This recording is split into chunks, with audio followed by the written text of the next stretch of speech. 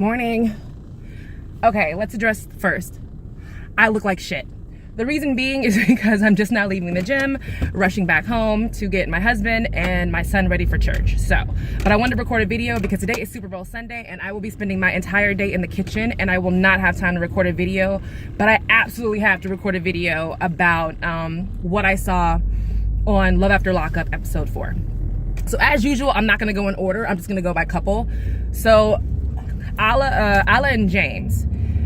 Let's be real about it. This whole situation is now even more jacked up than previously thought. Like, yeah, she's gotten out of prison because, for the whole Heron situation. So now she's with him. She's living in his house. And he really wants her to move to Chicago with him. So he's trying to force her to get a job. And I'm not saying she didn't want to get a job, but it seems like he wants her to get the job as quick as possible. She's only been out for a couple weeks and it seems a little crazy. And James seems like a psychopath. Like, the googly eyes thing, I could cut you up in little pieces and stare at you and then smile afterwards and go get a hamburger is really, really creepy. And this girl told him, I don't want to do this. I'm not ready to do this, especially going back into modeling. I used to model. The drugs is prevalent in that industry. Everybody knows it's the alcohol, the pressure you put under to stay thin. It's ridiculous. So I can understand why she doesn't want to go back, but he's hardcore about it. Another thing, a problem I have with James, why in the world did you put that girl's business out in the streets to that modeling agent? That modeling agent didn't need to know all that. You could have easily just said, when she said come back and when you were talking to her at the front desk, you could have easily just said, yeah, I thought she was gonna come. She didn't come. I probably need to call her and figure out what's going on and make sure she's okay, and walked out. Instead, you went to this lady's office and put all her business out in the streets. I don't understand why you did that. That makes absolutely no sense. No one asked you to do that. So that couple's already doomed. From the looks of the next episode, it looks like she relapses. And she relapsed previously, and now she's dope sick because she can't get anything, which is already a bad sign. They're already fighting. They're slamming car doors on each other. It's bad.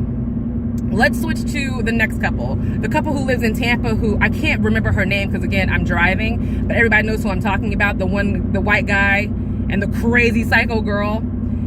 Again, another crazy couple. Like, she's wanting him to be, she wants a family that's going to be like the Cleavers, where he comes home at 6 o'clock, he works, and that's not what you're dating. You're dating an ex-con who's been in there for a little minute, who wants to have a good time. There's nothing wrong with that, but you knew what you were getting into when you started dating him. This is not a shock. You're acting like it's a shock and like you don't want to be with me and da-da-da-da-da, and you should come home and stay home and be this and be that. And that man is straight up telling you, like, I care about you, I want to be with you, but that's not what I want to do right now.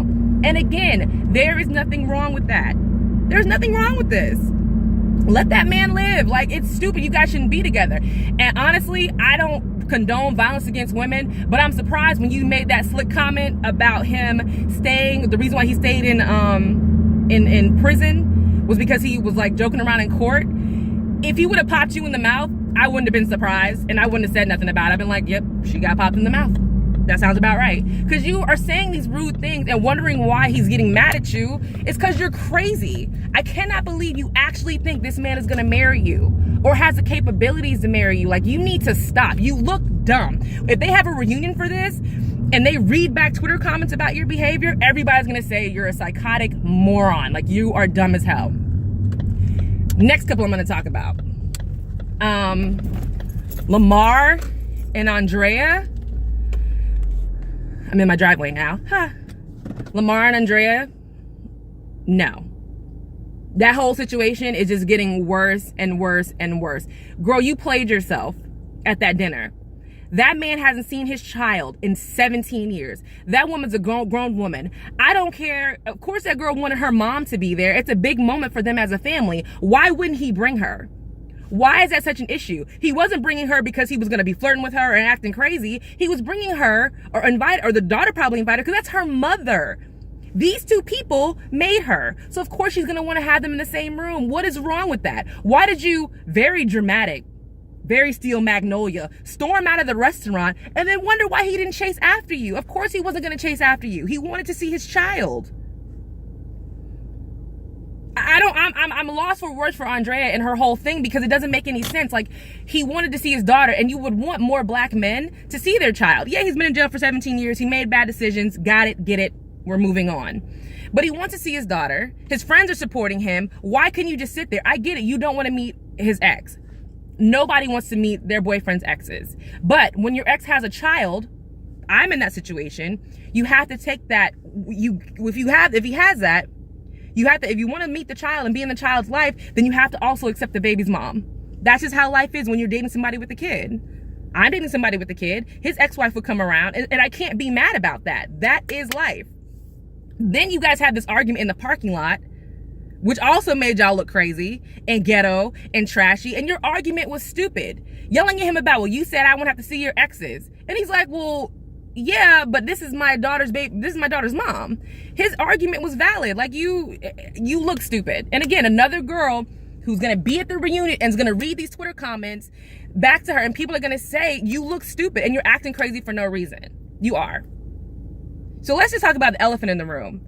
All these people who are dating convicts, y'all are fucked up.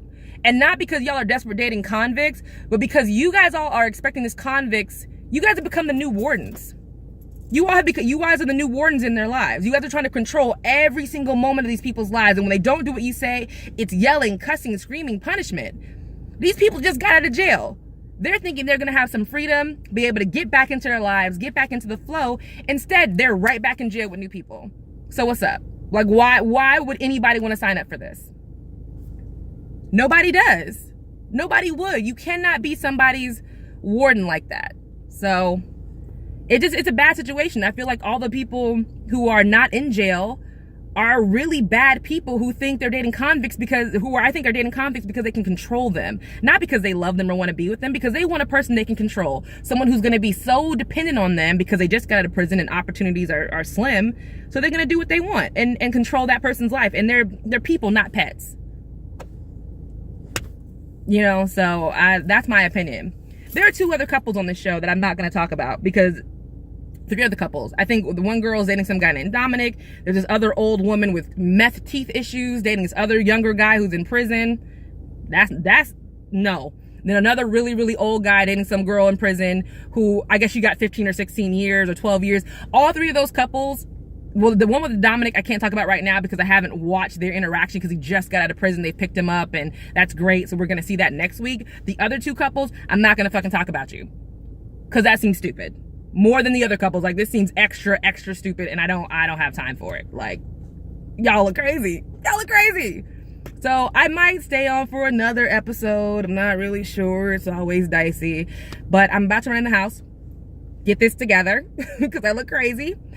And then get ready for Super Bowl Sunday.